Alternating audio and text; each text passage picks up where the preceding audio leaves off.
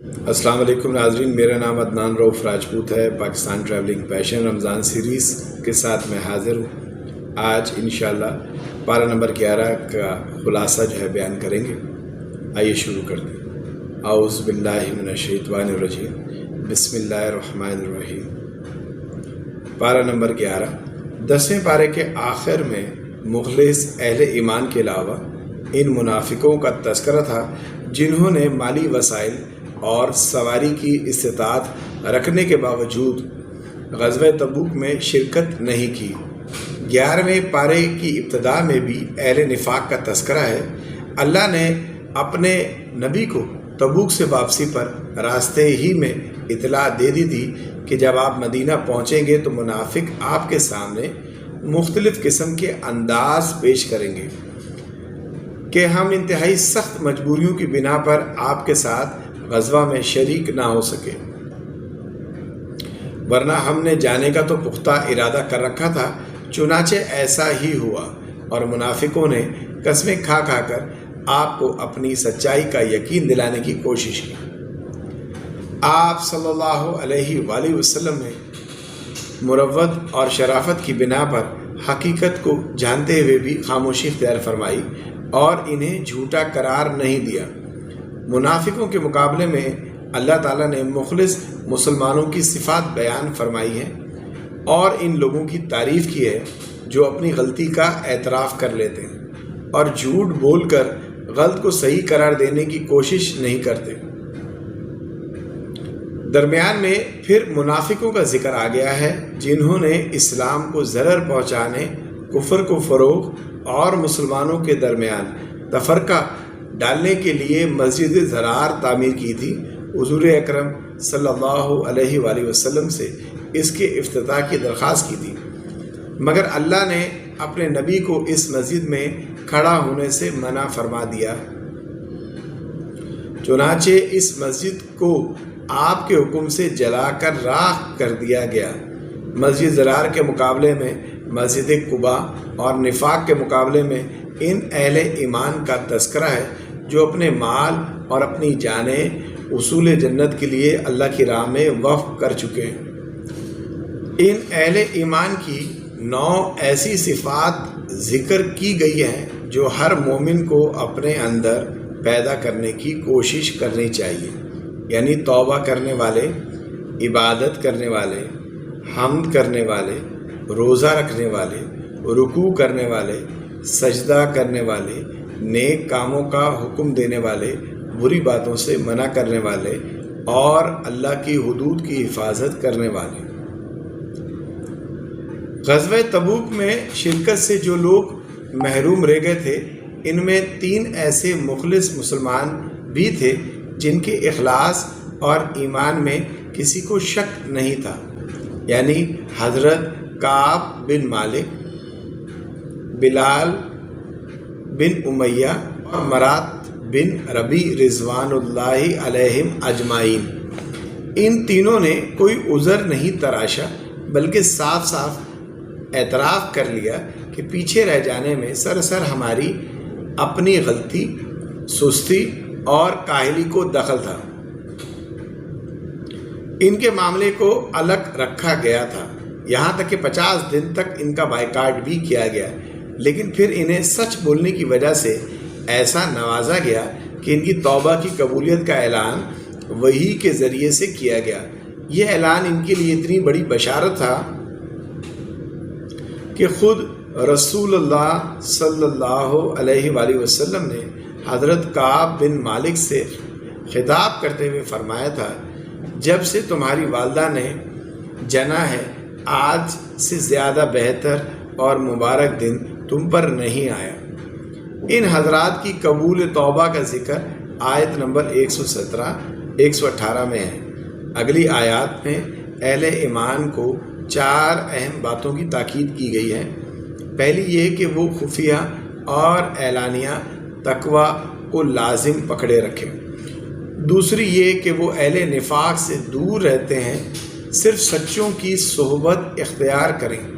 تیسری یہ ہے کہ وہ رزق کی تنگی اور کشادگی میں اللہ کے رسول کو اپنے اوپر ترجیح دیں۔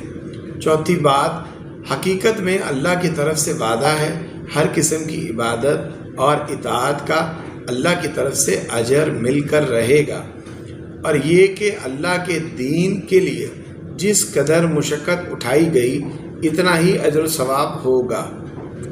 जिहाद की फजीलत और अहमियत के बावजूद हुक्म दिया गया है कि सारे ही मुसलमानों को जिहाद में नहीं चले जाना चाहिए, बल्कि कुछ लोगों को हुजूर सल्लल्लाहु अलैहि वसल्लम की खिदमत में मौजूद रहना चाहिए ताकि आपसे दीन की समझ हासिल करें।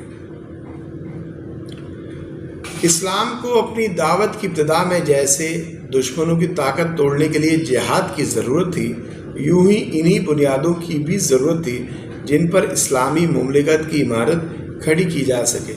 इस मकसद के लिए शरई अहकाम के नज़ूल का सिलसिला मुस्तकिल जारी रहा था,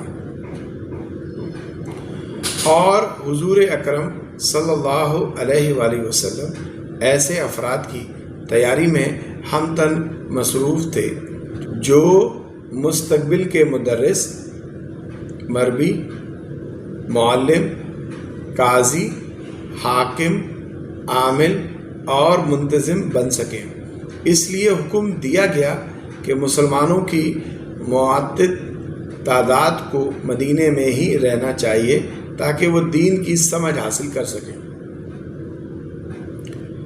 इस्लामी मुमलिकत की ज़रूरियात से कतई नज़र फ़ी ज़ाती भी इल्म दीन हासिल करना बहुत बड़ा अमल है। इसलिए हुजूर सल्लल्लाहु अलैहि वसल्लम ने फरमाया, जिसके साथ अल्लाह भलाई का इरादा करता है इसे दीन की समझ अता फरमा देता है।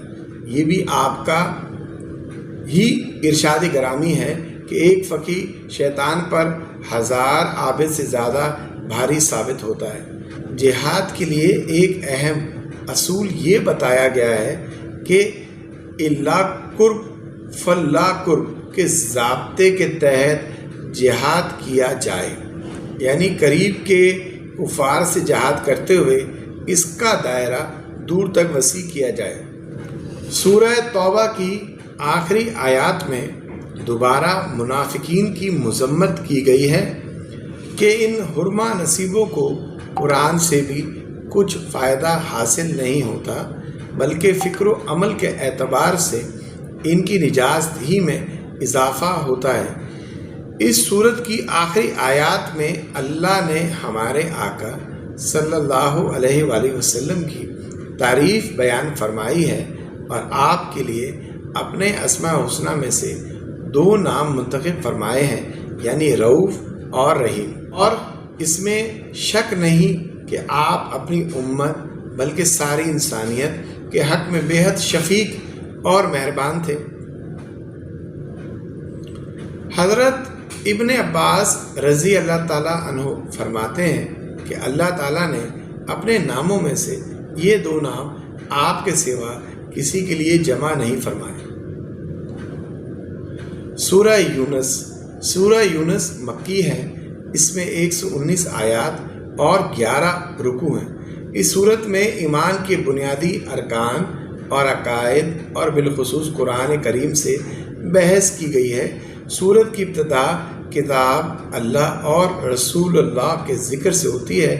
बताया गया है कि ख़ातिमुल मुरसलीन सल्लल्लाहु अलैहि वसल्लम की नबूवत और रिसालत से किसी को ताज्जुब नहीं होना चाहिए, क्योंकि आपकी बहिश्त कोई नई बात नहीं, बल्कि हर उम्मत में कोई ना कोई रसूल आता रहा है। इसके बाद रबूबियत, अलवहियत और अबूदियत की हकीकत और खालिक व मखलूक के दरमियान ताल्लुक़ की बुनियाद बयान की गई है और बताया गया है कि जो रब और खालिक है वही माबूद बनने के लायक है। कायनात का ये सारा निज़ाम इसकी रबूबियत और कुदरत पर गवाह है। इस निज़ाम और दलाइल कुदरत में गौर व फिक्र के बाद इंसान 2 ग्रोहों में तकसीम हो जाते हैं, तकसीब करने वाले और तस्दीक करने वाले। तकसीब करने वालों का अंजाम आग और तस्दीक करने वालों का अंजाम दायमी बागात हैं। तकजीब की एक बड़ी वजह यह है کہ انسان کی فطرت میں عجلت ہے، یہاں تک کہ یہ بعض اوقات اپنے لیے اور اپنی اولاد کے لیے عذاب اور ہلاکت کی دعائیں مانگتا ہے۔ ان جھٹلانے والوں کا حال یہ قرآن کو جھٹلانے اور اس کا مذاق اڑانے سے بھی باز نہیں آتے اور اللہ کے نبی سے استہزاء کے طور پر کہتے ہیں آپ کوئی دوسرا قرآن لے آئیں یا اس میں کچھ تبدیلیاں کریں۔ آپ نے جواب دیا کہ مجھے ان میں سے کسی بات کا اختیار نہیں ہے، میں وحی کا پابند ہوں۔ کیا تم سمجھتے ہو کہ میں نے معاذ اللہ یہ کلام خود بنا کر اللہ کی طرف منسوب کر دیا ہے؟ میں تمہارے اندر زندگی کے 40 سال گزار چکا ہوں۔ تم نے مجھے کبھی جھوٹ بولتے ہوئے سنا ہے یا کسی استاد سے علم حاصل کرتے ہوئے دیکھا ہے؟ اگر نہیں سنا اور نہیں دیکھا تو پھر یہ کیسے ہو سکتا ہے کہ میں یکایک جھوٹ بولنا شروع کر دوں یا ایسا معجزانہ کلام تمہارے سامنے پیش کر دوں؟ کیا یہ ہو سکتا ہے کہ میں انسانوں پر تو جھوٹ نہ بولوں اور اللہ پر جھوٹ بولنے کی جرت کر لوں؟ آپ کی سیرت کی صفائی اور زبان کی صداقت کا یہی وہ پہلو تھا جس کا دشمن بھی اعتراف کرنے پر مجبور تھے۔ ابو سفیان سے زمانہ کفر میں جب روم کے بادشاہ ہرقل نے سوال کیا تھا کہ کیا دعوت نبی سے پہلے تم نے کبھی محمد صلی اللہ علیہ وآلہ وسلم کو جھوٹ بولتے ہوئے سنا ہے، تو کافر اور مشرک ہونے کے باوجود ابو سفیان بھی اس سوال کا جواب نفی میں دینے پر مجبور ہو گیا تھا، اور ہرقل نے اس کا جواب سن کر کہا تھا کہ یہ کیسے ہو سکتا ہے کہ وہ لوگوں کے ساتھ تو جھوٹ نہ بولے اور اللہ پر جھوٹ بولنا شروع کر دے۔ امام راضی رحمۃ اللہ علیہ فرماتے ہیں کہ مشرکین نے بچپن سے نزول قرآن کے زمانے تک رسول اللہ صلی اللہ علیہ وآلہ وسلم کی زندگی کا مشاہدہ کیا تھا۔ وہ جانتے تھے کہ آپ نے نہ کسی کتاب کا مطالعہ کیا، نہ کسی استاد کی شاگردی اختیار کی۔ پھر 40 سال گزر گئے تو آپ یکایک ایک عظیم کتاب ان کے پاس لے کر آ گئے جو علم و اصول کے نوادر، علم احکام کی باریکیوں، علم اخلاق کے لطائف اور پہلوؤں کے واقعات کے اسرار پر مشتمل تھی، جس کی فصاحت و بلاغت کا مقابلہ کرنے سے بڑے بڑے ادیب اور شاعر عاجز آ گئے۔ ہر وہ شخص جسے عقل سلیم عطا کی گئی وہ جانتا ہے کہ یہ سب کچھ وحی کے بغیر نہیں ہو سکتا۔ اگلی آیات میں مشرکین کی بت پرستی اور توحید کے دلائل مذکور ہیں، اور یہ بتایا گیا ہے کہ سختی اور مصیبت کے وقت بڑے سے بڑے مشرک بھی جھوٹے معبودوں کو بھول کر سچے معبود کو پکارنے پر مجبور ہو جاتے ہیں۔ پھر تلقین کے انداز میں آپ صلی اللہ علیہ وآلہ وسلم سے کہا گیا ہے کہ آپ ان سے سوال کریں کہ تمہیں آسمان اور زمین میں سے رزق کون دیتا ہے، یا تمہارے کانوں اور آنکھوں کا مالک کون ہے؟ بے جان سے جاندار کو اور جاندار سے بے جان کو کون پیدا کرتا ہے؟ تو آپ پوچھئے کیا تم اللہ سے نہیں ڈرتے؟ قرآن کی صداقت کے حوالے سے انہیں چیلنج کیا گیا، اگر یہ انسانی کلام ہے تو تم بھی اس جیسی کوئی صورت بنا کر دکھا دو۔ اس مقصد کے لیے عرب و عجم میں سے جسے بلانا چاہتے ہو بلا لو۔ پھر اللہ ان کی تکذیب کا سبب خود ہی فرما دیا، وہ یہ کہ انسان کی طبیعت ایسی ہے، وہ جس چیز سے جاہل ہوتا ہے اور اس کی حقیقت سمجھ نہیں پاتا تو سرے سے اس کا انکار ہی کر دیتا ہے۔ مشرکین نے توحید، باعث بعد الموت اور قرآن کی صداقت کو جو انکار کیا تو اس کی بڑی وجہ ان کی جہالت اور عدم علم بھی تھا۔ اس صورت میں انہیں کہیں زجر اور تنبیہ کے ساتھ اور کہیں نصیحت اور خیر خواہی کے انداز میں ان تینوں بنیادی عقائد کے بارے میں ہٹ دھرمی چھوڑنے اور ایمان لانے کی دعوت دی گئی ہے۔ قرآن کریم کی اعلیٰ صفات بیان کرتے ہوئے فرمایا، اے لوگو، تمہارے پاس تمہارے رب کی طرف سے نصیحت، دلوں کی بیماری کی شفا اور ایمان والوں کے لیے ہدایت اور رحمت آپ پہنچی ہے، تو کہہ دیجئے یہ کتاب اللہ کے فضل اور اس کی رحمت سے نازل ہوئی، تو چاہیے کہ لوگ اس سے خوش ہوں۔ یہ اس مال و دولت سے کہیں بہتر ہے جسے وہ جمع کرتے ہیں۔ توحید کے دلائل، بعد الموت کا یقینی ہونا اور قرآن کریم کی صداقت بیان کرنے اور مشرکین کے مذمومات کی تردید کے بعد عبرت اور نصیحت کے لیے تین قصے بیان کیے گئے ہیں۔ ان میں سے پہلا قصہ شیخ الانبیاء حضرت نوح علیہ السلام کا ہے، جن کی عمر اور زمانہ تبلیغ تمام انبیاء علیہ السلام سے طویل، مگر ان کے متبعین بہت کم تھے۔ پھر حضرت موسیٰ اور حضرت ہارون علیہ السلام کا قصہ بیان کیا گیا ہے، جنہوں نے فرعون جیسی خدائی کے دعوے دار کا مقابلہ کیا۔ تیسرا قصہ یونس علیہ السلام کا ہے اور انہی کے نام پر اس سورت کا نام رکھا گیا ہے۔ قرآن کریم میں حضرت یونس علیہ السلام کا صراطن نام 4 جگہ آیا ہے اور 2 مقامات پر انہیں مچھلی والے کی صفت کے ساتھ ذکر کیا گیا ہے۔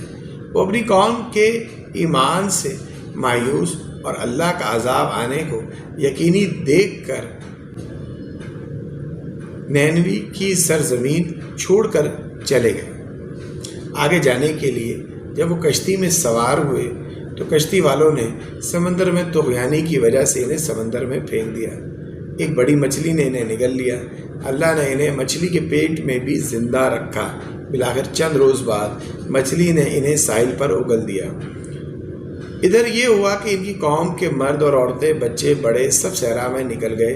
انہوں نے آزاری اور توبہ استغفار شروع کی اور سچے دل سے ایمان قبول کر لیا، جس کی وجہ سے اللہ کا عذاب ان سے ٹل گیا۔ یہ 3 قصے ذکر کرنے کے بعد مشرکین کو تنبیہ کی گئی ہے کہ اگر وہ کفر و شرک سے باز نہ آئے تو قیامت سے پہلے ہی ان پر عذاب آ سکتا ہے۔ حضور اکرم صلی اللہ علیہ وآلہ وسلم اور مومنین کو بشارت سنائی گئی ہے کہ اللہ کی مدد قریب ہے۔